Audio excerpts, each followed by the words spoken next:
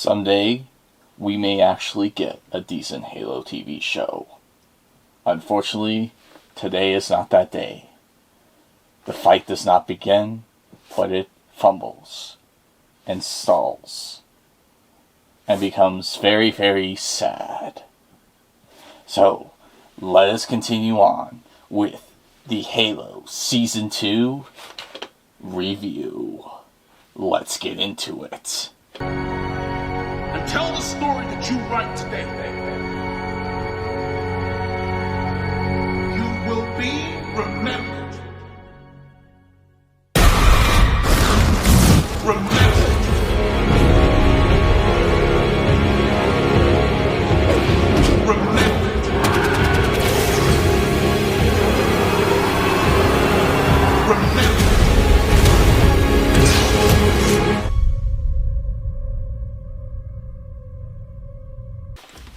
Okay, so obviously I'm not going to do the entire review with the helmet on, as much as I would love to prove a point, but this is going to be a really long video, and I have not practiced that voice long enough.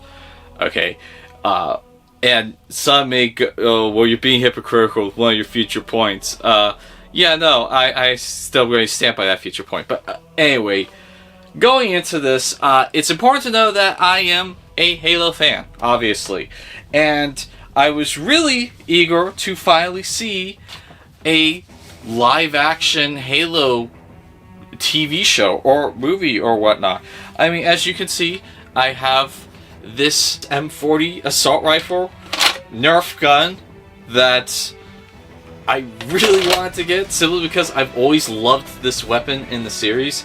And like a lot of people have customized the color of these, and I'm not going to do that simply because I just wanted to have one. I mean, I don't even know if I'm ever going to use this. And then of course, I have the Master Chief helmet. I think I have all the Halo games except for like Halo Wars 2, because I'm really the Halo Wars games, because I'm not really into RTS games. But anyway, I'm a fan, okay? And I've been eagerly waiting for a live-action Halo to come out so that I can show people who never understood Halo, hey, this is why I like this so much. And it's like, oh, okay. Unfortunately, that's never happened yet, because we have not gotten a good starting point for non-Halo fans to get into it that aren't gamers. And so I've always been looking for a good starting point for non-gamers to get into Halo, because it's such an awesome story. And Paramount, in their infinite wisdom, decided, yeah, you know what, let's not adapt the amazing story that people fell in love with, let's do our own random shit.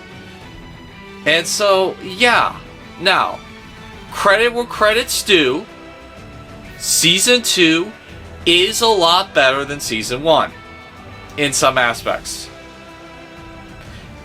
That's like me saying dog piss is better tasting than cat piss. It's still all piss. And, I mean, like, just in terms of the story, this is really bad fan fiction. Absolutely, really bad fan fiction. And what hurts even worse is, it is so obvious. They did not have the budget for this show. When you look at interviews like, yeah, we would have liked to have done more with the Fall of Reach, but we only could afford one episode, and that's why we didn't do more with it. Like, when you get statements like that, gee, it's not a shock that you guys do not have the budget you need to properly do this story justice. And it really shows. Absolutely, it really shows. So, for starters, what shows that they did not have the budget for this, there's barely any Covenant in this show. Yeah, the first episode's kind of okay because it teases that the Covenant are the main threat, but there's barely any Covenant in the show because, one, they decided to do the Covenant all CGI, and when you do that, it's like, okay, we can either write a show with two humans bickering over politics, or we can do the Covenant. Let's just do the two humans bickering over politics. That's infinitely cheaper. Okay, even though the games literally don't really deal with human politics, that's only the books. Yeah, let's just do the human on human politics because, you know, we really want our Game of Thrones. And so, yeah, unfortunately, they were really trying to do the Game of Thrones aspect to this. I mean, I'll give them episode 1 showed promise. Okay? And then, like, what little action there is in the series is pretty decent, but there's like no action in this series. There's like first episode, then there's an episode in the middle, and then the last episode. That's kind of it. Rest of it's just people walking, talking, a couple of shots fired, but nothing really that entertaining.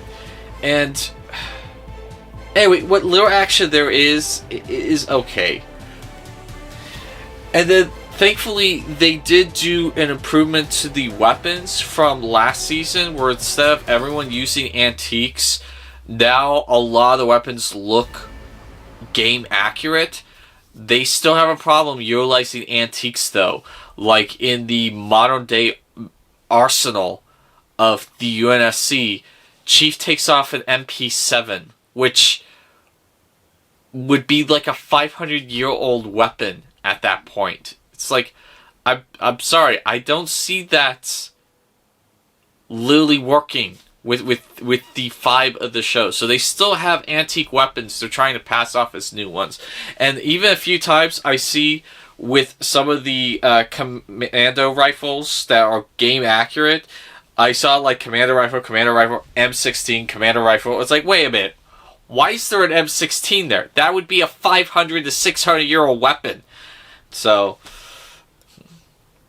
and yes, the musical score has been improved from the nothing score in the first season, but it's still not enough. It's still not the Martin or Arnold soundtrack. It was probably Marty. I mean, it's still not the iconic Halo soundtrack. That's still like one of the best soundtracks of all time. Just pay the royalty rights for those, okay? Just do it! Alright? Hell, at least give us the soundtrack from Halo Infinite. That's at least better. But, you know, they are getting back to kind of the proper themes it's supposed to have, so at least you have that. And out of the 8 episodes, there is so much wasted filler in this show. You could have cut half of it and still been able to tell the same story. Like, that's just how useless most of these episodes were. It wasn't even crucial character development, you know, filler. Literally, from episode 2 to 3, Chief just walks around and talks to people. That's it. That's it! And this show is still pushing the pathetic attempt at trying to do Game of Thrones with the political infight between the humans and the intrigue and the who's screwing over who. It's like, we are literally at war with a genocidal species called the Covenant. Can we please fucking focus on that? 1 second.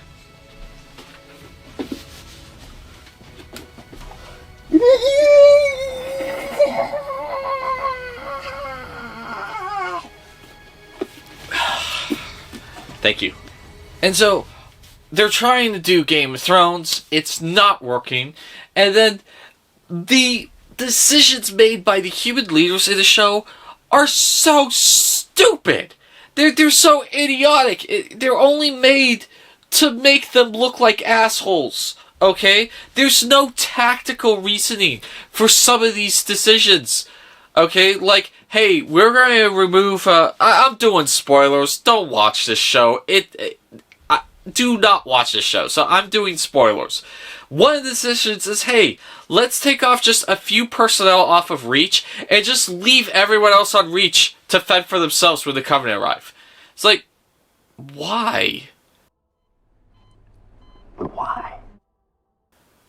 Just because we need to show that we're ruthless assholes. But why?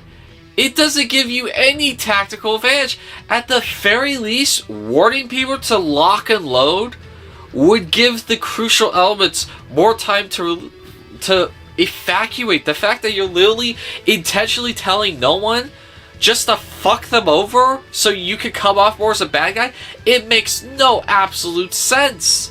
And then the other stupid decision that the higher brass goes is, hey, we're going to have this huge fleet battle, and we're going to have a Covenant Armada. It's not their entire Covenant Armada, it's just a Armada. We're going to throw our entire human Armada at them, and we're going to have these people try to do a chain reaction that will destroy everything in the system.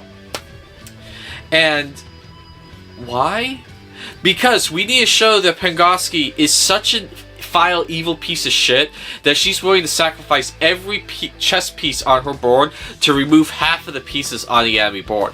It's like, that logic don't make any sense, but we have to depict how ruthless and evil she is. But that don't make any sense, okay? You want to have her be a villain? At least make her not a fucking imbecile. And so the decisions that the higher brass make in the show make absolutely no sense whatsoever. Why did Ackerson have Halsey in prison? Were they taking information out of her? No, they just had her in this like torture box where she's living the same illusion over and over again for no reason. It was like, why? And then going back to Pengovsky, whatever the fuck her name is, she is even more irritating, worse, obnoxious, and just vile this season. This isn't even a good villain, okay? It's just an obnoxious roadblock that keeps getting in way of fun and entertainment. I did not care about anything with this character, and some people may go, well, that's intentional, she's supposed to be hated. No, there's villains that you can love to hate. Like, look at the main villain of Inglourious Bastards, okay? That's a great villain that you love to hate him, and you hate to kind of love them, you know, anytime they come on screen, because it's like, okay, what's going to happen next? This villain, I just rolled my eyes like, oh, please get this scene over with. Please get it over with. Please get it over with. Why is this scene going on for 10 minutes? And then going on to Ackerson, one of the new characters introduced in Season 2. Like, initially, it's like, okay, there's potential here being, like, this, you know, hard-nosed, you know, pencil pusher that is willing to skate the rules a little bit to work with... No, he's just obnoxious, and he's antagonistic to Chief for the sake of being antagonistic, okay? There's no real reason why he would be butting heads with Master Chief and other, you know, good guy characters. And it's just to make him come off as an antagonist, so we can get that Game of Thrones vibe with this. That has been like the downfall of the show, is Halo has never been Game of Thrones, and they need to stop trying to make Halo Game of Thrones, okay? There's only one Game of Thrones, and surprise, surprise, it's called Game of Thrones! I mean, Ackerson is just a walking cliche at times, and there was potential there, but they just kind of waste him. Oh yeah, and the week-by-week wait still sucks ass. I am so sick and tired of having to wait week by week for TV shows. Netflix, they even do this. Every now and then you'll see Netflix drop a full season all at once. Like apparently 3 Body Problem got completely dropped, so I'm actually now interested in trying that show simply because they dropped it all at once. And like Fallout, I've been hearing some people say that the new Fallout show might be woke, it might be cringy, it might not actually be that good. You know what? I don't care, simply for the small fact that they are releasing all episodes at once on April 11th. Like, that alone, I am going to watch it. Simply because I am so sick and tired of having to wait an entire week to watch one episode. Here's the idea. Release 2 episodes a week, okay? I mean, I have found that watching 2 episodes a week, it's it still has that anticipation, like, oh, damn it, I gotta wait a week. But it's not the gut punch of you only get 40 minutes a week. At least with 2 episodes, it's like, okay, I watch up to the next one. And you get kind of that binge vibe, but you can still spread it out over the weeks. I've only seen like one show do 2 episodes a week. I can't remember what that show was, but it was like, okay, that's actually really clever that they're doing that. I wish more shows would do that. Oh, and another really fun thing is key aspects from the original game have been degraded. So, case in point, when they finally get to Halo, it's not, you know, a couple of Covenant ships chasing the Pill of Autumn to the Halo ring. It's like, what is this? No, like, the entire Covenant Armada shows up at the Halo ring. It's like, this isn't how the original's going, and if you fucking say it's an alternate timeline, it's supposed to be different, I will reach through the camera and beat the living shit out of you. I am so sick and tired of that argument. Okay? That is a terrible argument for why your show's shitty. Okay? Anyone who uses that argument for shitty writing, it's like you're using that argument for shitty writing. Okay? At least you can make the argument with, like, Star Trek, the 2009 movie, because it's like, well, it's an alternate timeline, so we can do different story elements and kind of refresh things. It's like, okay, it's a fun movie, okay, I can kind of see that. But when you're doing an alternate timeline and everything sucks, it's like, why? Why are you doing this shitty thing? Just do what worked, okay? And the great thing is, no one else has done what's worked yet in live action, so you literally can just copy and paste the game if you wanted to, and be done with it. Granted, a lot of people don't want that, but it would be a hell of a lot better than what we got here, with this piece of shit. I mean, another thing that got degraded is in the original game. One of the big aspects of it is, okay, Chief, this is Cortana. She is our ship AI. It is imperative that under no circumstance do the Covenant get their hands on her, because she has our military, she has our entire Earth's history, military tactics, secret codes, nuclear codes, and most importantly, the location to Earth. So if it looks like you're getting captured, destroy her. Okay, like that was in the first game. In Halo Season 2, the Covenant get Cortana, and it's like oh well, Covenant has Cortana. Silly us. Okay, let's go back to how Game of Thrones infighting. And the Covenant, they're just holding Cortana. It's like, what does this do? Nah. You want to play with it? Okay. You know, like, it's a nothing burger when the Covenant capture Cortana. And as a fan, I'm just like, okay, that's not good. That's not good. That's not good. That's not. Oh, we don't care. We don't care. I'm sorry. I completely forgot. No one gives a shit about the show. So okay, why do I care? I mean, seriously, Halsey and I can't remember his name. the knockoff Johnson. They show up with Chief after they see Cortana get kidnapped, and they don't even bother saying, yeah, that AI just got kidnapped by the Covenant. It's just like, oh, Reach is falling. It's like, yeah, I completely forgot. They didn't look at the games at all when making the show. So why am I surprised? Yeah, speaking of the fall of Reach, I fucking called it! Granted, not on my channel, to my friend, I told him they are going to have the fall of Reach. Only one episode. And he was trying to defend the show. It's like, tell me I'm wrong. And he's like, yeah, no, you're probably right. The fall of Reach was only one freaking episode.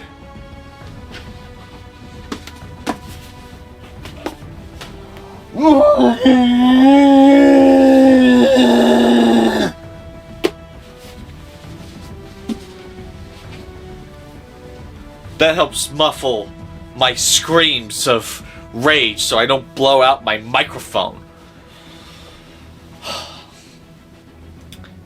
Yeah, I really should make a video on how I would have written Season 1 of Halo.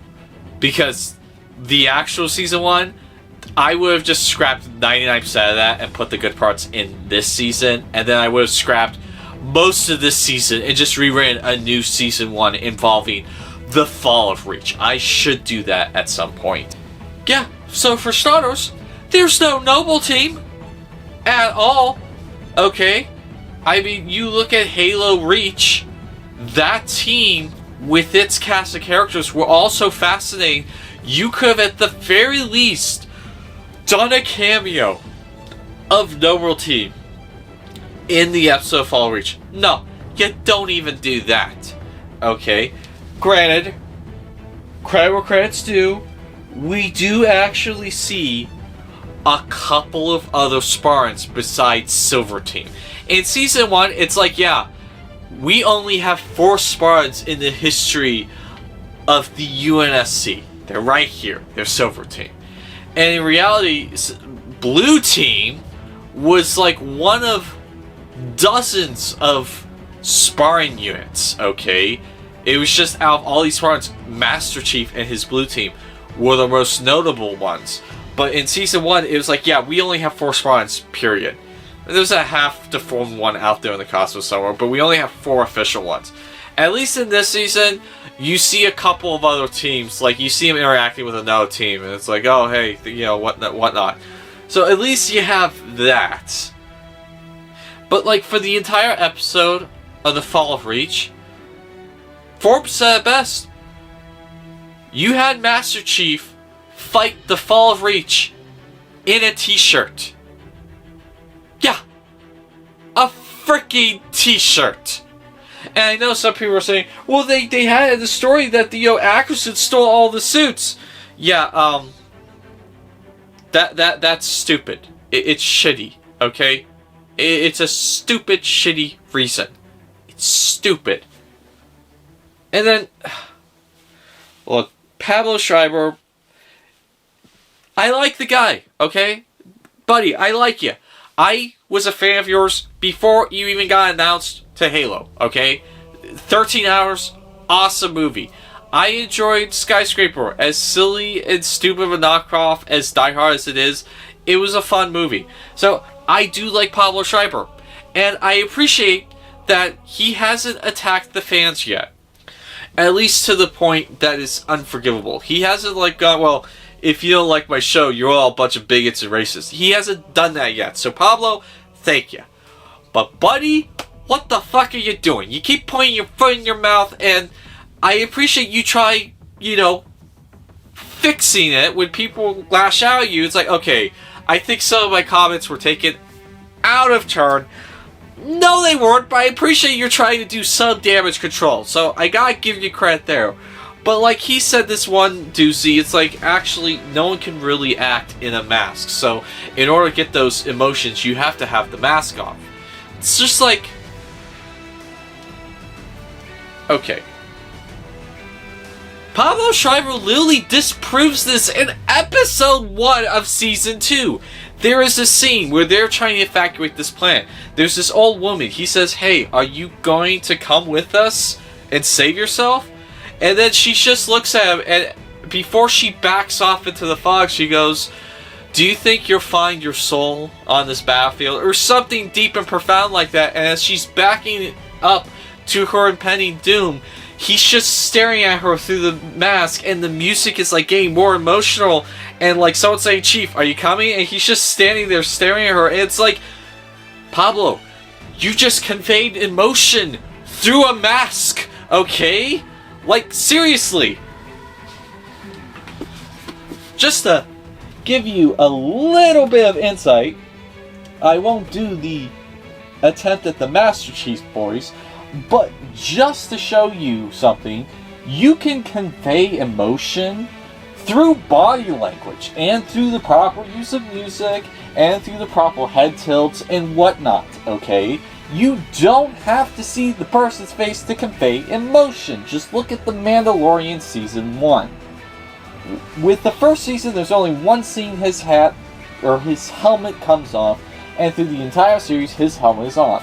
And one of the best scenes in The Mandalorian Season 1 is when he's dropped off the child and he's leaving and he's in hyperspace and he goes to reach for the knob and he just stops. And he stares at the missing knob on the handle that the child was playing with. And he's just staring at it. And like you could just see through his helmet that he is regretting giving up that child. Okay? All that was done with a helmet on. So, there are so many people online saying, no, it's a good thing that his helmet comes off. You can't really get a good character with Master Chief with the helmet off. It's like, okay, have you all seen V for Vendetta? Okay? Never once takes the mask off, and a huge wide range of emotions are depicted in that movie by that character who never shows his face. You can look at other examples like Dredd. Okay? Yes, is it harder? Absolutely it's harder to act with a helmet on. But that's the point. It would be a challenge. It would be quite a challenge for any actor to do an entire performance masked. And you look at the second and third episodes of the season where Master Chief is moving around town in a hood and a cloak, and you see his face in all those scenes. And I propose it would have been far more fascinating to have had Chief at the dinner with Perez. He's sitting at like the end of the table and his face is shrouded in shadows and all you see is his jaw while he's speaking. Like, that would have added a mystique to the character far beyond what we got with the show. And like, we met with Prigosky in the bar and he had his hood on and you couldn't see his face with the hood while he's talking to her. That would have added a sort of mystery element to the audience, making him a little bit more of a threatening persona. Because if the audience can't see all of your cards, then they're going to be more hesitant to, read the character. They're going to be more hesitant to say, like, just have a straight up opinion of the character. It's going to add a mystique to the character. And people underestimate the power of not showing a character's face. It is a very powerful tool with creating a story. And so I interacted with Pablo on Facebook. At least I think he did. It was an account that sent Pablo Schreiber a photo of his mug. So I guess it could have been a fake account. But I've interacted with him before. He seems like a really cool guy. I don't want to browbeat him on this, but just stop putting your foot in your mouth, man. I think he would have a lot more diehard fans if he was to just do one season completely masked. I think a lot of fans would just be like, okay, tell us what next 5 projects you're working on, we'll see them. I mean, I think that would happen if he was just to do the next season entirely masked. Although, I don't think this is getting another season, but more on that in a little bit. Another thing I did not like, and this has nothing to do with Chief wearing the helmet or anything. And this has nothing to do with Pablo. This is the writers now. Chief treats soldiers like utter dog shit in this show. Like, that's something from the games that was so likable about Master Chief, is he would go into hell to rescue one private who wasn't even that good of a private. Like, Chief is the type of soldier that lives by the credo, no man is left behind. I mean, he treats foot soldiers underneath him with like a reverence. Anytime a soldier is like freaking out, he just puts his hand on his shoulders like, we will all be fine. Not you'll be fine, get over it, we will all be fine if we stick together. Like, he has this reverence for foot soldiers that is legendary. And you don't see that in this show. He treats every foot soldier like a piece of shit. And it's not until like the end of the season, it's like, okay, I guess I'll go help him. Like, he starts to kind of give a shit, but most of the season it's just like, get out of my way or I'll punch a hole through you.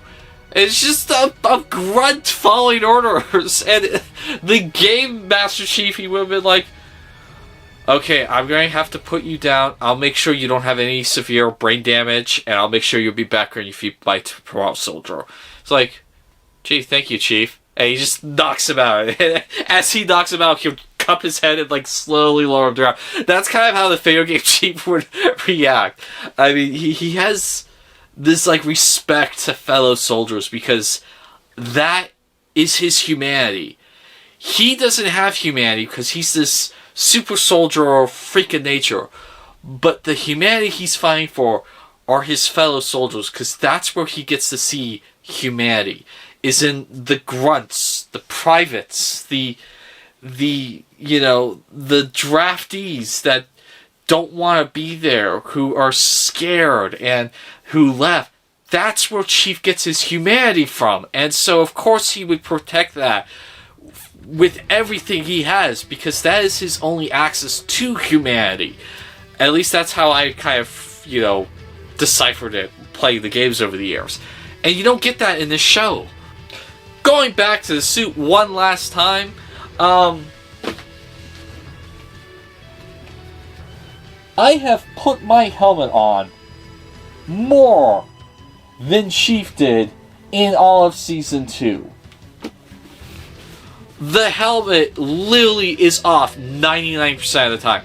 They had the helmet on more in Season 1 than they did in Season 2. And so I'm just getting kind of a fuck you fight from the creators, where people were saying, yeah, we didn't like that Chief had his helmet off so much. And so the creators just like, yeah, you know what? Fuck you. We're going to have it off even more. They kind of pulled a Mary Jane with Spider-Man 2 kind of there. But, yeah. So, oh, you'll love this one. A crucial character that is integral to the first Halo game dies in Season 2. Before they even reach the Halo. Oh, and you'll love this one. An integral crucial character from Halo 2 dies in this season. Before the events of Halo 2 even happen. Oh, they completely removed the Pillar of Om. No Pillar of Om anywhere. So that's gone. They introduced the Arbiter, and they do a piss poor job of it. They don't, do the introduction ceremony. It's just, oh yeah, by the way, this is the Arbiter. It's like, wait, what? And it's like, yeah. So, that's it. It's like, okay. Oh yeah, and going to Cortana. Why is she still white? There's a couple of scenes that she's blue. Okay, authentic, lore accurate. But most of the time, she's white with a little blue hue around her. It's like, Cortana was never white. Why are we doing this? And there was a few scenes, it's like, oh wait, did they actually fix it? She's blue in this scene. And then a scene later, she's white again. It's like, oh, come on. Now, one thing that's been improved is Kwan. Kwan was improved from the first season, which, admittedly, is saying absolutely nothing, because Kwan was the absolute fucking worst in Season 1. She was such a dick face in Season 1. I mean, I wanted to kill that character so bad. And in Season 2, after the loss of her plan, she mellowed the fuck out. And it's like, okay, Kwan, I can actually... I mean, she's not lovable, but I actually don't want to kill her every single scene she's in. So they mellowed her out quite a bit, and thankfully, Kwan is not insufferable anymore. She doesn't contribute anything, but hey, I would rather someone not contribute something that isn't insufferable than someone who's contributed but is insufferable. So, fast improvement. Again, not saying much. Still, no Sergeant Avery Johnson. What the fuck, guys? I mean, Johnson was such a huge part of the games. He was in all 3 of the original trilogy. And he basically was like Chief's only real friend. Buddy, okay? I mean, not so much in the first one, but in the second one, it's like very obvious that like Johnson and Chief were drinking buddies. And I mean, you have such an iconic black video game character, and you will not introduce him in the show. Why? Oh yeah, now the last one. This one is super infuriating. If you haven't played the original Halo game and you have no idea what the Halo ring is all about, I'm going to tell you when to stop watching, but it's important to know they spoil and ruin the secret of Halo in the lamest, most illogical way possible. If you watch Season 2, you're going to go, oh, that's what Halo is? Oh, okay. I don't need to see Season 3. Like, that's how stupid they introduced the secret to Halo. I was kind of hoping they would, naively like an idiot, do the reveal as they did in the main game. But no, they don't do that at all. It's like they find out what Halo is before they even land on it. It's like... And then there's so many plot holes. Like, wait a minute, how is this off of Halo? The only place this should be is on the Halo ring, because if you think about it, it would have been destroyed if it wasn't on the Halo ring. But no, they gotta do their dumb, stupid way of introducing this massive secret of the entire franchise in this season. And it's done in such a stupid way that it sucks. Now, do they do a good job on the effects of this secret? Yeah, I'll give you that. But one good in a sea of wrongs does not save the show. Yeah, so please do not make Season 3 unless you have the damn budget, Paramount, okay? Halo is something that requires a massive budget, and you do not have it, okay? Please, get the budget before doing Season 3. Okay, you know what? Don't make Season 3. Please don't, because you already ruined the story. You ruined the story by doing the reveal of the secret of Halo in that manner, not doing it on the ring itself. You've ruined Halo. You cannot salvage this show. So just start afresh. Start over. I would recommend do a movie of the Fall of Reach and then do a movie of the first Halo. Okay? Go from there. Or no, you know what? Just do a movie of the first Halo. Because you cannot salvage this show. Only reason why I watched it was to hate watch it. Only reason why I might watch Season 3 is to hate watch it. Because I hate what they have done to this franchise that I love so much. So, yeah. I highly recommend you do not watch this. Because if you've never experienced Halo, then this ruins the secret of Halo. And if you want to experience the secret of Halo in the right way, go play Halo 1. Or at the very least, watch Halo 1 on YouTube, okay? You can watch people do gameplay of the game on YouTube. Watch the cutscenes on YouTube. You'll at least be able to enjoy the secret of Halo revealed better than this dog shit, okay? This ruins the secret of Halo in the worst possible way. And so, because of that, I'm rating it this. This is not worth your time. I recommend no one watch this. Maybe if you're a diehard Halo fan and you want to hate watch this, fine. But don't watch this. The writers do not know what they're doing. They have their heads stuck up their asses. I was so happy for this to be over because I am so sick and tired of seeing asshole writers ruin beloved IPs that I have a special place in my heart for. So, Anyway, that's been my review of Season 2 of Halo. My name's Christopher Cobb with 11 Hour Reviews, and that thankfully will be all for today.